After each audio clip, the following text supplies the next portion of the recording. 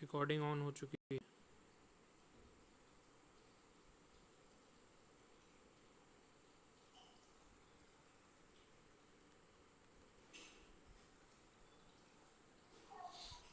जी ठीक है, तो मैं शुरू करता हूँ।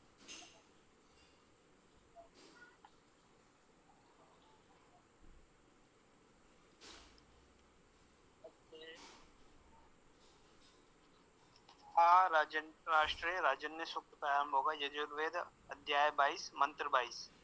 ऋषि प्रजापति, देवता राष्ट्र, छंद्र बहती, स्वर मध्यम स्वरित। ओम अब्रह्मण ब्रह्मणो ब्रह्मवर्चसी जायताम आराष्ट्रे राजन्य शूर ईश्वयो अतिव्याधि महारथो जायताम। हे ब्रह्म राष्ट्र में हो ब्राह्मण ब्रह्म ज्योतिमयी राजन्य शूर हो सब गति में अति व्याधि महारथी। मंत्रार्थ ब्रह्मन ए ब्रह्म वृद्धिशील वृद्धिकर्ता बृहत शब्द ब्राह्मणों वृद्धिशील वृद्धिकर्ता शब्दकर्ता ब्रह्म वर्चसी वृद्धि शब्द प्रकाशयुक्त आ समन्तात सम्यक जायताम उत्पन्न हो राष्ट्रीय राष्ट्र में राजन्य राजकर्मी शूर पराक्रमी ईशव्यो इच्छा गति दृष्टि योग्य अतिव्याधि अति विशेष अध्ययनशील अति हिंसक महारथो महारथी आसमन्तात सम्यक जायताम उत्पन्न हो। भावार्थ हे ब्रह्म वृद्धिशील वृद्धिकर्ता शब्दकर्ता परमात्मा राष्ट्र में समाज के वृद्धिकर्ता आध्यात्मिक दिव्य चेतना युक्त हो राजकर्मी पराक्रमी इच्छा गति दृष्टि योग्य अति विशेष अध्ययनशील अति हिंसक महारथी उत्पन्न हो। ओम थम ब्रह्म।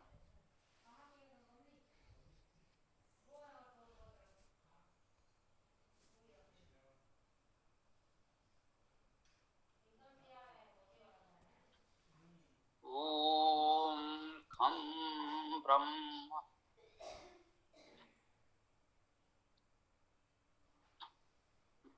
ओम आराष्ट्रीय राजन्य सूक्त यजुर्वेद अध्याय 22 मंत्र 22। 22वें अध्याय का 22वां मंत्र हर समाज के कार्यक्रमों में सामान्यता पढ़ा जाता है और इसे राष्ट्रीय प्रार्थना के रूप में ही पढ़ा जाता है।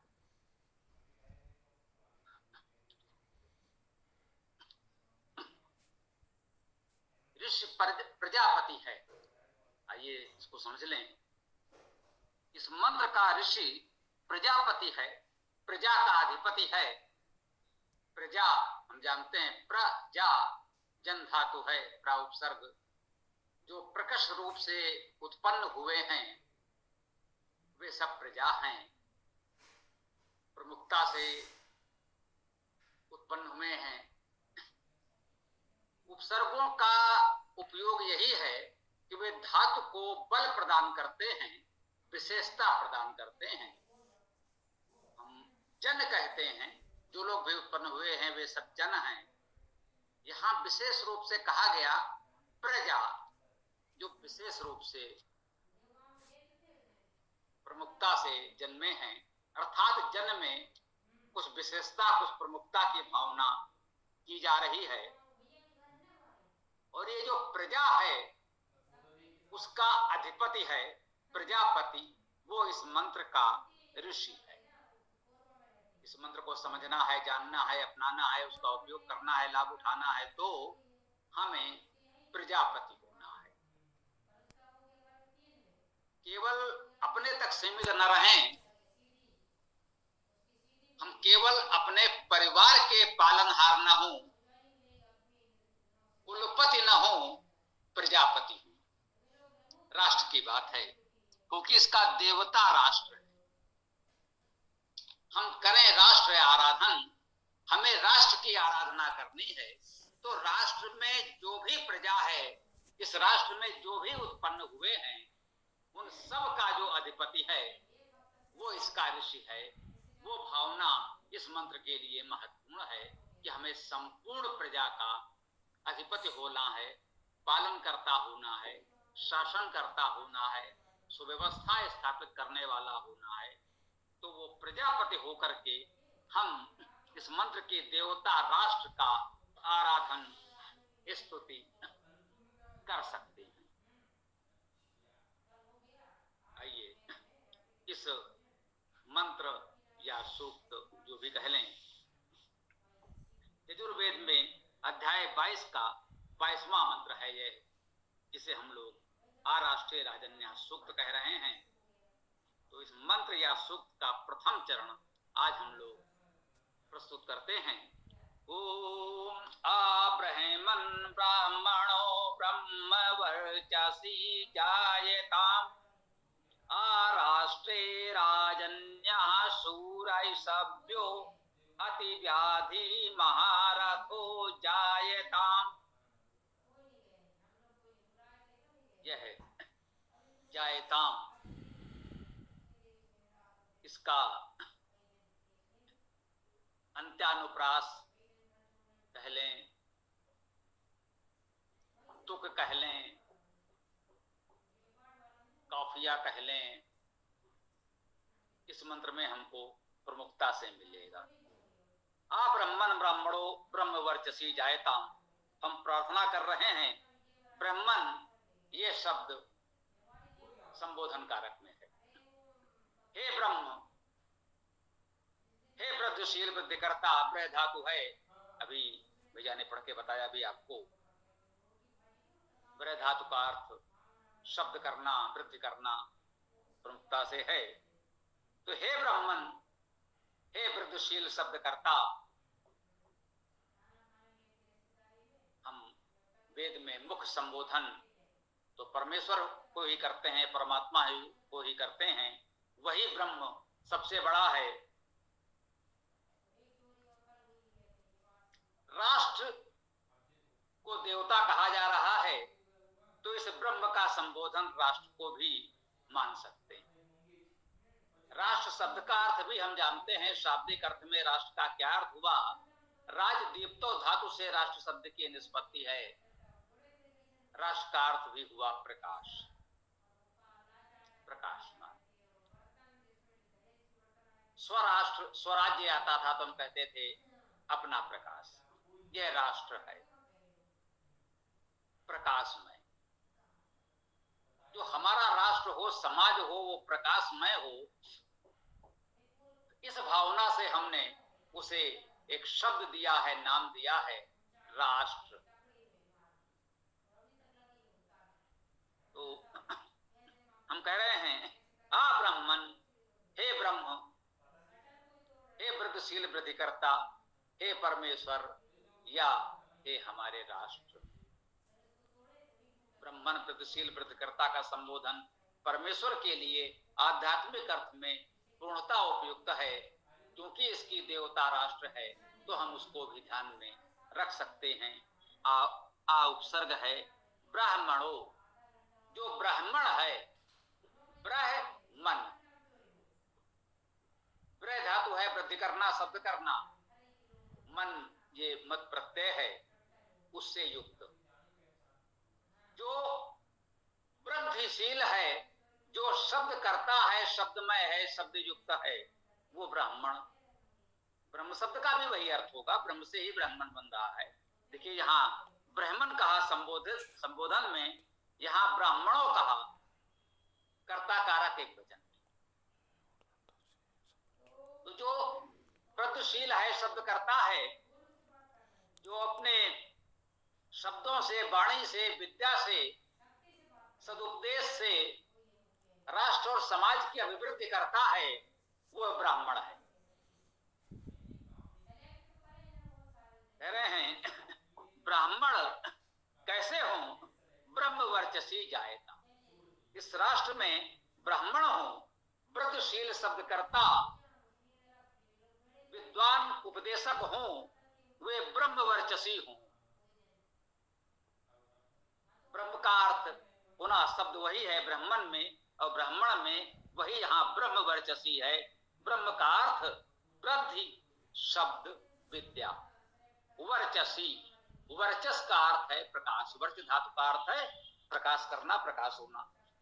तो ब्रह्म वर्चसी, उसमें ब्रह्म का प्रकाश हो, प्रतिशील हो, प्रतिशीलता का, शब्द का, विद्या का प्रकाश हो, ब्राह्मण वह चाहिए।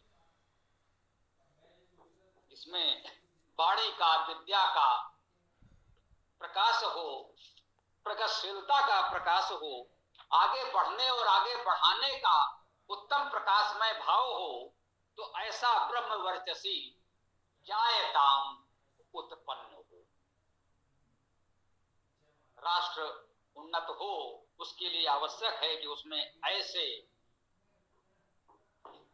लोग हों जो सबकी वृद्धि के लिए स्वाध्याय करें, चिंतन करें, विद्वान हों, सदुपदेशक हों और इस विद्या के प्रकाश से युक्त हों, ऐसे लोग हमारे राष्ट्र में उत्पन्न हों। ये भावना इस चरण में, इस मंत्र के इस प्रथम चरण में की जा रही है। इसको हम इस सूक्त का, इस मंत्र का, इस गीत का स्थाई या टेक कह सकते हैं। आ ब्राह्मण ब्रह्मणो ब्रह्म वर्चसी जायताम, कहते हैं आ राष्ट्रे राजन्या सूर ईसभ्यो अति व्याधि महारथो जायता। आ राष्ट्रे, राष्ट्रे राष्ट्र में, राष्ट्र शब्द की चर्चा तो हम कर चुके पहले भी और अभी भी देवता के संदर्भ में। राष्ट्रे, राष्ट्र में क्या हूं, राजन्या, राजन्या, राष्ट्र शब्द भी राजदीप्तो धातु से निष्पन्न है, राजन्य शब्द भी उसी राजदीप्तो धातु से निष्पन्न है। राष्ट्र में हमें राजन्य चाहिए, राष्ट्र को प्रकाशमान होना है, तो राजन्य अर्थात प्रकाशमय लोग, प्रकाश से युक्त लोग, प्रकाश को वितरित करने वाले, समाज में प्रकाश को फैलाने वाले, प्रकाश देने वाले लोग चाहिए। राजन्य, राजन्य का लौकिक अर्थ राज्य कर्मी भी कर सकते हैं, उसका शाब्दिक धातुज अर्थ तो राजदीप्तो धातु से प्रकाश होगा ही होगा। अब जिसे कहते हैं योग रूढ़ अर्थ में यदि हमने राजा मान लिया है, राजा, राजन का अर्थ क्या हुआ, प्रकाशमान। जो सारे राष्ट्र में सर्वाधिक प्रकाशमान माना गया, हमने उसको राजा का, ये इस राज्य का राजा है। राज्य वह भी राज्य शब्द से बना है, प्रकाश योग्य, जो प्रकाशमय हमारा समाज है, क्षेत्र है, देश है, उसका वो राजा है, वो उनमें प्रकाशमान है, सर्वाधिक प्रकाशमान है, उसको हमने राजा कहा। और उस राजा के कार्यों को करने वाले, उससे जुड़े जो लोग हैं, वे राजन्य कहे जा रहे हैं, राज्यकर्मी। आज की भाषा में कह लें सरकारी कर्मचारी, जो शब्दशः इसमें कहा जा रहा है। आ राष्ट्रे राजन्य, हमारे राष्ट्र में ऐसे राजन्य हों, वे कैसे हों, शूरा ईसभ्यो, वे शूर हों, शूरवीर हों, कायर न हों, भयभीत होने वाले न हों। ये हमें ध्यान देना होगा कि वे शूरवीर होने चाहिए। ईसभ्यो, ईसभ्यो का अर्थ, इसका अर्थ होता है गति करना, इस धातु का अर्थ ना, तो इस धातु का अर्थ गति करना, इच्छा करना, देखना भी है। तो ईसभ्यो का अर्थ इच्छा, गति, दृष्टि योग्य, जिनकी इच्छा और गति उन दृष्टि में है, सारे अर्थ समाहित कर सकते हैं। ईसभ्यो, जो उनके गति का लक्ष्य है, जो इच्छा संकल्प में है, उसको प्राप्त कर सकें, वेद सकें, ऐसे शूरवीर होने चाहिए। राजन्य, राज्यकर्मी, जहां ऐसे कुशल समर्थ राज्यकर्मी हो, तो राज्य उन्नत करेगा। अति व्याधि महारथो जायेता। अति व्याधि अत्यंत, अतिकार्थ अत्यंत अति विशेष अध्ययनशील होने चाहिए। इसमें हिंसक भी लिखा है, अति हिंसक। व्याध हिंसा करने वाले को कहते हैं, जो पशु पक्षियों का आखेट करते हैं उन्हें भी व्याध। तो अति व्याधि महारथ हो जाए ताम, वे उस, हम ये कह सकते हैं अत्यंत अध्ययनशील हो, महारथी हो, वे उत्पन्न हो। तो हमने कहा कि विद्वान सदुपदेशक विद्या के प्रकाश से युक्त राष्ट्र में उत्पन्न हो और इसमें कुशल समर्थ महावीर राजन राजकर्मी उत्पन्न हो तो हमारा राज्य, हमारा राष्ट्र उन्नत कर सकता है। ये भाव हमें इसमें ग्रहण करना चाहिए।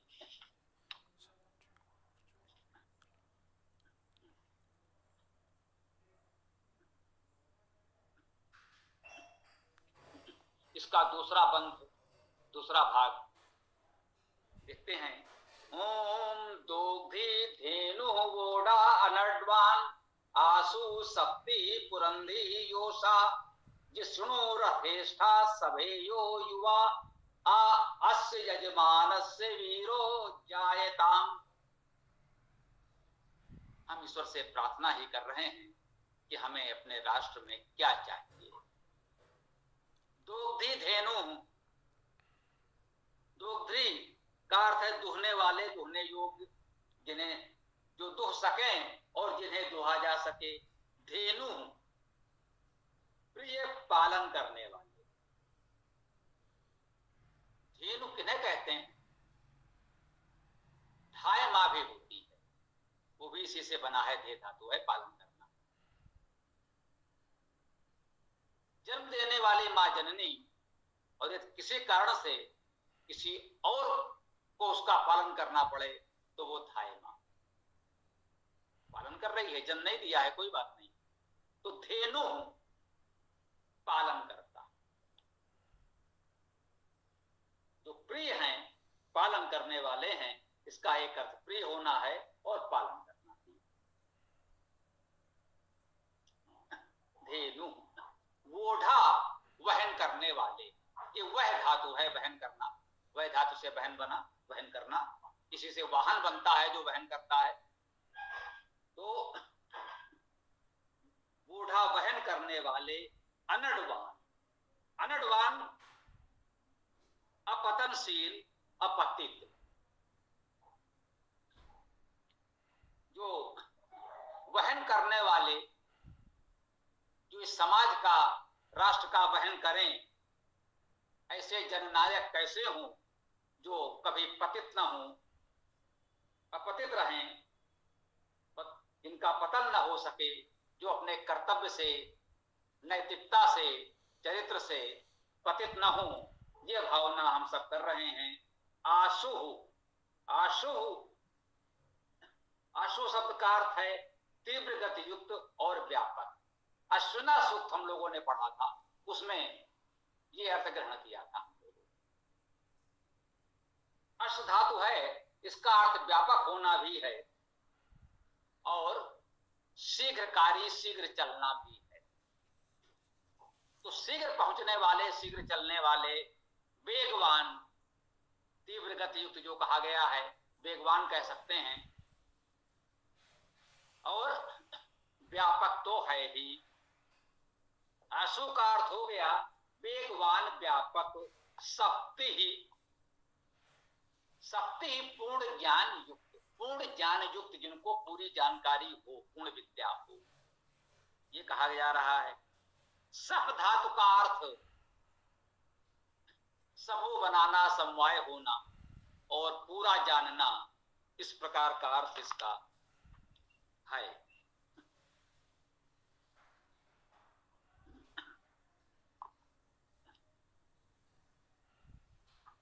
पूर्ण ज्ञान होना, संलग्न होना, तो एक समुदाय समूह के अर्थ में भी इस सप्त धातु का अर्थ होता है। सामान्यतः सप्त का अर्थ संख्या के रूप में 7 है, परंतु सप्त का अर्थ समवाय समूह भी हो जाता है।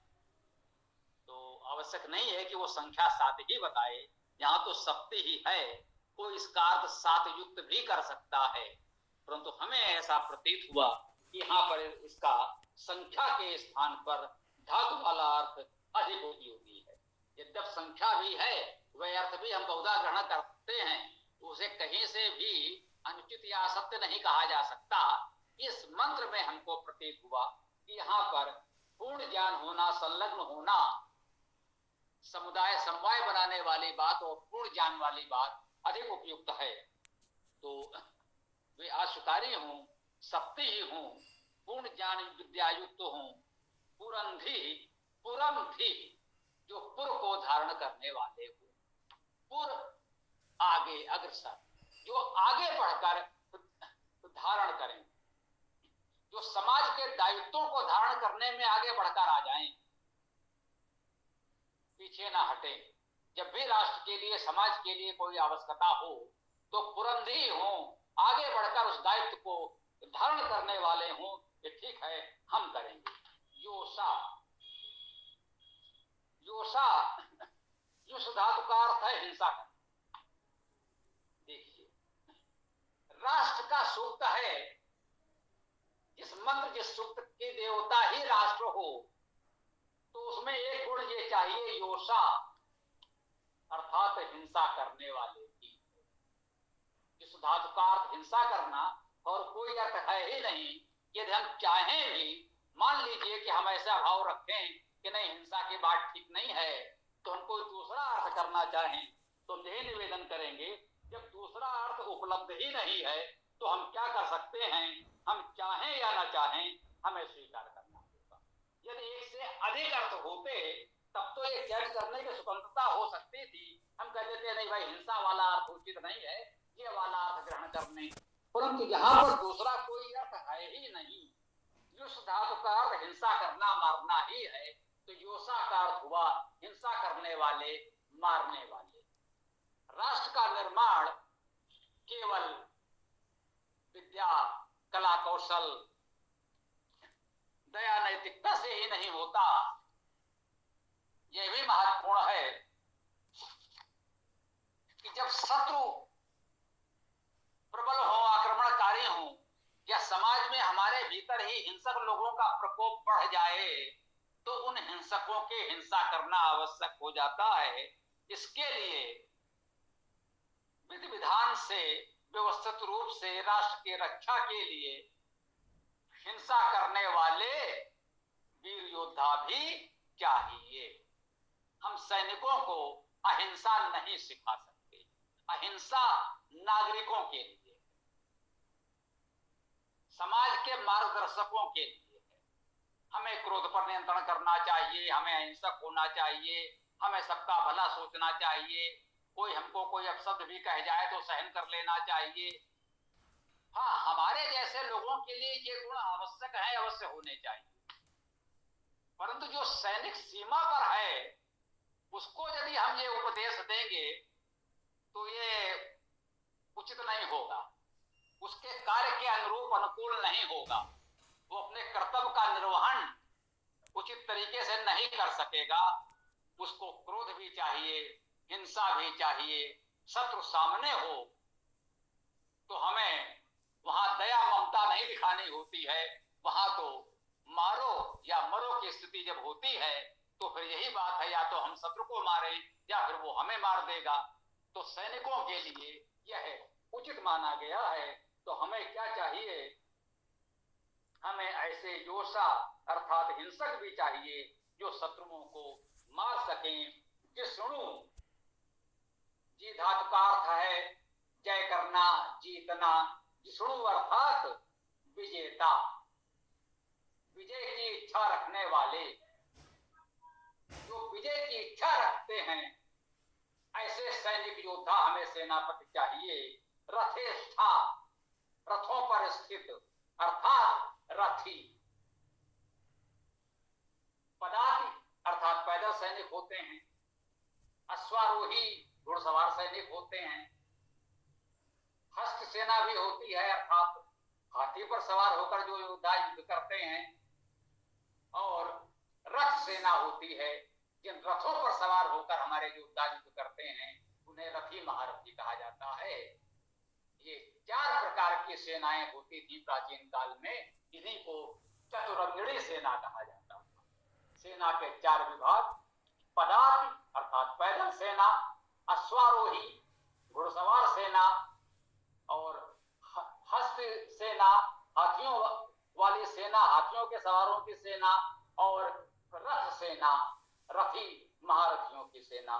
ये सेना के 4 प्रमुख विभाग उस समय होते थे। इस समय जिसे हम कहते हैं थल सेना, जल सेना, वायु सेना। तो उस समय जल सेना वायु सेना का विकास नहीं हुआ था। तो ये 4 प्रकार की सेनाएं होती थी जिन्हें चतुरंगिणी सेना कहते थे। यहाँ पर विशेष रूप से कहा गया उनमें जो रथी हैं वे सर्वश्रेष्ठ हैं। जो महान उच्च स्तर के सैनिक होते हैं वे रथों पर सवार होते हैं। तो कहा गया जिष्णु रथेष्ठा, जो हमारे रथी महारथी सैनिक हैं वे विजय करने वाले हों, विजयशील हों, विजय की इच्छा करने वाले हों। सभेयो युवा, युवा कैसे हों? सभेयो, सभा योग्य। सभेयो शब्द बना है सभे, सभा योग्य।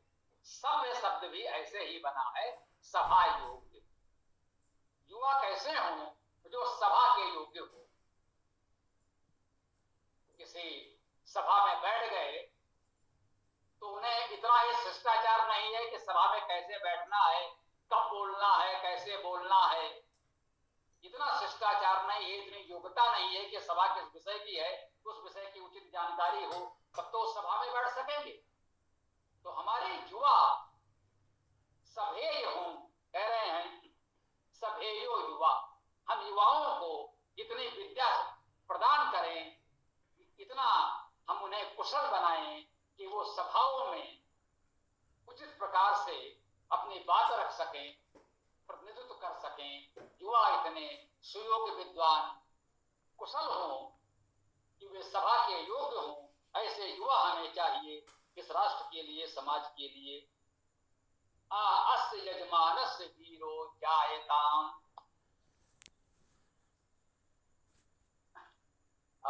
अस्य इसका, यजमानस्य यजमान का, वीरो वीर, जायताम उत्पन्न। उपसर्ग है, अस्य सर्वनाम है, यजमानस्य यजमान का। हम जानते हैं यज धातु का अर्थ देव पूजा संगति दान करना। यजमान का अर्थ हुआ यजन करने वाला अर्थात देव पूजा संगति दान करने वाला। अर्थात षष्ठी विभक्ति एक वचन, उस यजमान का वीर उत्पन्न हो। यजमान के जो संतान हो वो वीर उत्पन्न हो। वीर युद्ध में भी वीरता होती है, शास्त्रार्थ में भी वीरता होती है, कभी कभी त्याग में भी वीरता, दान में भी वीरता होती है। हमारे यहाँ बल से कर्ण तक हरिश्चंद्र जैसे दानवीर भी हैं जिनके दान वीरता की चर्चा है। वीरता का अर्थ केवल ये नहीं है कि युद्ध भूमि में जो शत्रुओं को मार के आता है वही वीर है। जो सामाजिक जीवन जी रहे हैं, असैनिक नागरिक जीवन जी रहे हैं, उनमें भी वीरता की भावना अपेक्षित है। वीरता का यही भाव है कि भयभीत हुए बिना, कठिनाइयों से डरे बिना जो भी हमारा कर्तव्य धर्म है उसका निर्वाह कर सकें। हम अपने स्वार्थ की, अपने सुख की चिंता न करें, जो कर्तव्य है उसका निर्वाह करें। समाज के लिए जो योगदान देना है वो दें। हम केवल अपनी तिजोरी भरने, खाली होने की चिंता न करें। आवश्यकता है तो हम देंगे, ठीक है, हमारे अपने निर्वाह की न्यूनतम व्यवस्था अवश्य होनी चाहिए। उसके बाद यदि ईश्वर ने हमें और अधिक दिया है तो हम उदारता पूर्वक दान दे सकते हैं, तो वे दानवीर कहलाते हैं। दानवीर वे हैं जिन्होंने अपनी आवश्यकता भी नहीं देखी, अपनी आवश्यकता को बाद में देखा, जो कुछ है अतिथि को दे दिया, हम अपनी व्यवस्था बाद में सोचेंगे, तो उन्हें विशेष रूप से दानवीर कहा गया। तो कहा गया कि राष्ट्र में इस प्रकार हर क्षेत्र के हर प्रकार के वीर उत्पन्न हों, जो यजमान हैं उनके यहाँ वीर ही उत्पन्न होंगे, उनके यहाँ दुर्बल कायर उत्पन्न नहीं होंगे, ये हम मान के चलें। आइए इस मंत्र का तृतीय और अंतिम भाग। तो वैसे तो समय हो रहा है, तो इसको पुलकित जी कल के लिए रखा जाए। जी गुरुजी, कल देख लेंगे इसको। तो किसी का कोई प्रश्न हो तो कर लें, हमें ध्यान नहीं रहा, ये एक ही बंद पढ़ते, कोई बात नहीं। तो कोई महत्वपूर्ण प्रश्न हो तो कर लेते हैं, अन्यथा ओम मंत्र के साथ समापन करेंगे। इसका पाठ कल कर लेंगे, समय नहीं है तो, या जैसा उचित समझो, करना चाहो तो कर भी सकते हो। किसी का कोई प्रश्न हो तो बताएं। जी नमस्कार गुरुजी। गुरुजी, मेरा ये प्रश्न था कि इसमें ऋषि प्रजापति है, अर्थात प्रजा के स्वामी, तो क्या ये मान लिया जाए कि यह मंत्र जो है इसमें प्रजा के स्वामी को ये मंत्र संदेश दे रहा है कि आपके राष्ट्र में प्रजा ऐसी ऐसी होनी चाहिए, अर्थात यह सबके लिए नहीं है? देखिए, है तो सबके लिए। प्रजापति शब्द ही बता रहा है कि प्रजा पहले है, उसका अधिपति बाद में। ठीक है ना? जब राष्ट्र ही नहीं होगा तो राष्ट्रपति किसका होगा? हम कह रहे हैं वो राष्ट्रपति है, राष्ट्रपति के लिए ये होना चाहिए। जब राष्ट्र में कुछ होगा तब ना राष्ट्रपति के लिए कुछ किया जाएगा। जब प्रजा होगी तब तो प्रजापति होगा। लोग सामान्य बोलचाल में कह सकते हैं वो बहुत धनी होगा तो अपने घर का, वो बहुत बड़े पहलवान है अपने घर के होंगे, हमें क्या लेना देना है। लेकिन आप कभी नहीं कह सकते राजा होगा तो अपने घर का। राजा तो तभी होगा जब एक राज्य होगा।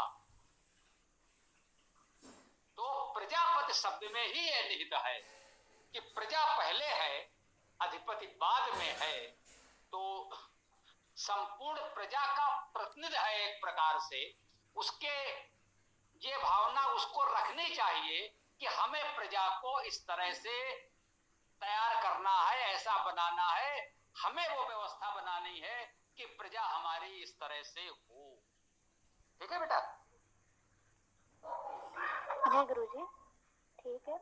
और गुरुजी, ये पूछना था कि प्रैक्टिकली देखा जाए तो इस मंत्र को हम अपने जीवन में किस प्रकार से इस्तेमाल कर सकते हैं? इसको तो यही कह सकते हैं कि जो गुण बताए गए हैं वे हम अपने में धारण करने का प्रयास करें। इसी समय कहा जाता है कि हम राष्ट्र के जिम्मेदार उत्तरदायी नागरिक बने। भाई राष्ट्र का कुछ भी हो, हमें क्या, हमें तो अपना है। तो ये कहते हैं आप एक जिम्मेदार नागरिक बने, कह सकते हैं उत्तरदायी नागरिक बने। उसके लिए हम अपने में इन गुणों को अपनाने का प्रयास करें। ये व्यक्तिगत रूप से हम इसे जीवन में अपना सकते हैं, और राष्ट्र के नायकों से, जो शासक वर्ग है, उससे अपेक्षा है कि वो इसके लिए उचित सुविधा व्यवस्था उपलब्ध कराए। ये शासकों का दायित्व तो है। ठीक है ना? हम अपनी परिस्थितियों में जितना ग्रहण कर सकें वो हमें अवश्य प्रयास करना चाहिए, और ये भी सोचना चाहिए कि शासक ऐसे हों जो इसके लिए उचित व्यवस्था उपलब्ध कराएं। जी धन्यवाद गुरुजी।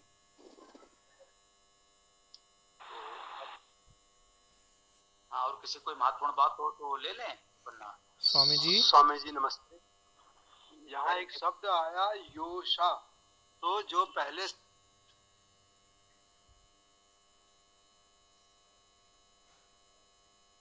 शब्द आया था कि जोसा और योसा दोनों की हैं या अलग अलग हैं? इसमें योषा आया है, और योषा में युष धातु का अर्थ हम लोगों ने किया है। युष धातु से योषा शब्द निष्पन्न माना है, इसमें क्या समस्या है यहाँ पर? ना समस्या नहीं, मतलब ये जानने की कोशिश कर जो पहले अपन लोगों ने पढ़ा था उसमें एक शब्द था जोशा और यहाँ पर शब्द आया योशा, तो वे दोनों एक ही हैं या अलग अलग हैं? जैसे इसका अर्थ अलग आ रहा उसका अर्थ अलग जा रहा। हाँ, जोशा कहीं आया होगा तो वो किसी और मंत्र में आया होगा तो उसका अर्थ अलग होगा, बिल्कुल होगा। वो जुस धातु अलग है, जो संतान या इस प्रकार से जो आते हैं, तो वो जोशा शब्द आया होगा, वो जुस धातु है। ये योशा है, जुस धातु है, तो दोनों शब्द अलग हैं, दोनों के धातु में अलग हैं, दोनों के अर्थ अलग हैं। ठीक, स्वामी जी। धन्यवाद स्वामी। स्वामी जी।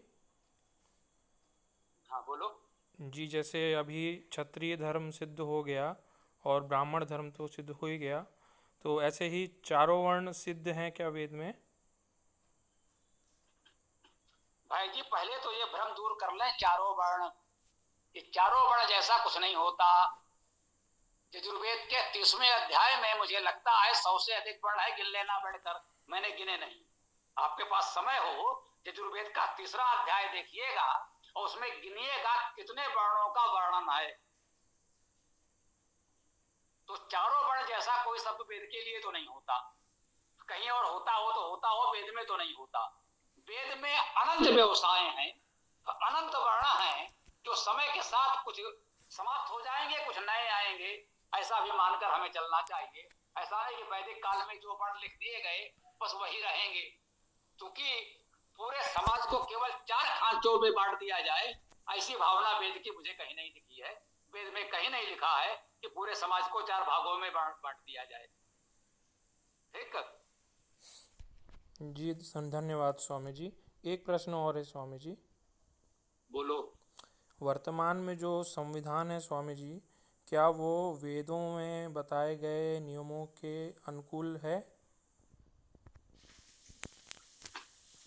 हम कह सकते हैं संविधान की मूल भावना वेदों के प्रतिकूल तो नहीं है।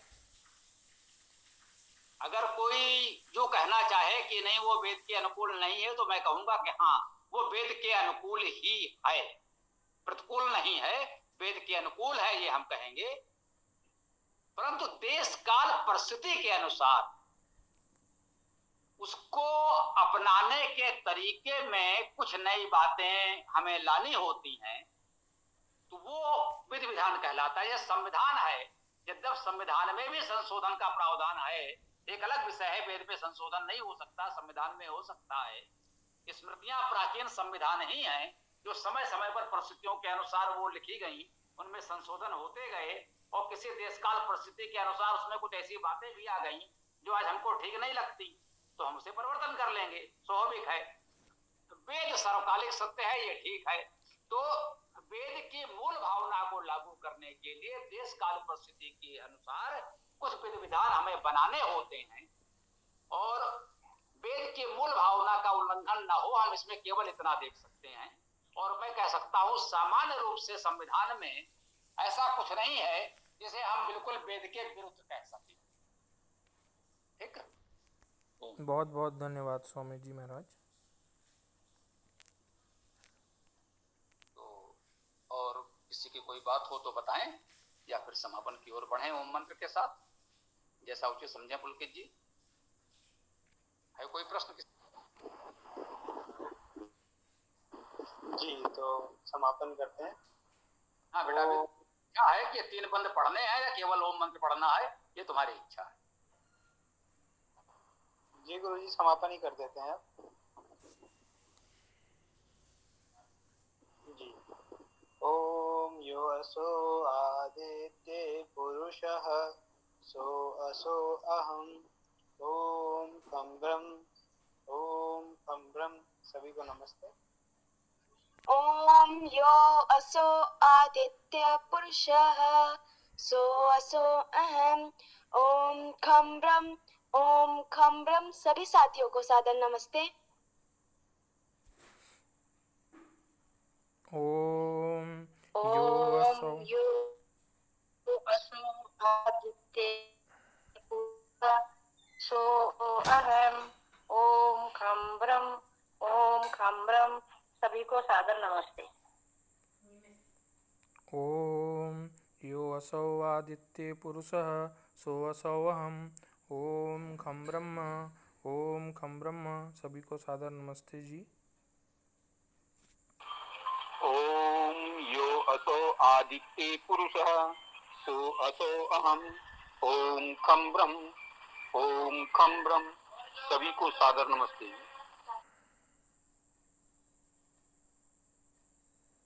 ओम यो असो आदित्ये पुरुषः सो असो अहम ओम खम ब्रह्म सादर नमस्ते। ओम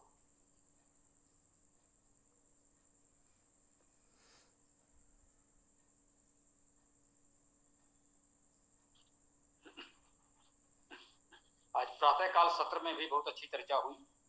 जो लोग थे उन्होंने देखा, जो नहीं थे वो वीडियो में देख सकते हैं। आज के सत्र को विराम दें। कल सायंकाल 7:30 बजे हम लोग पुनः इस वेद कक्षा में मिलते हैं। तब तक के लिए कल्याणमस्तु। ओम स्वस्ति, ओम नमस्ते, ओम ब्रह्म।